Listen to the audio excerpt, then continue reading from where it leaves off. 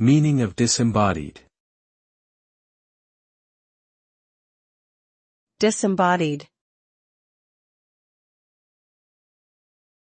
Disembodied. Disembodied. Disembodied. The word disembodied refers to something that is separated from or lacks a physical body. It describes a state in which the physical form or materiality of an object or entity has been removed, leaving only the abstract or conceptual aspects behind. This term is often used in the context of discussions about consciousness, spirituality, and the nature of reality. When something is disembodied, it exists in a form that is intangible, lacking the weight, solidity, and presence that we associate with physical objects.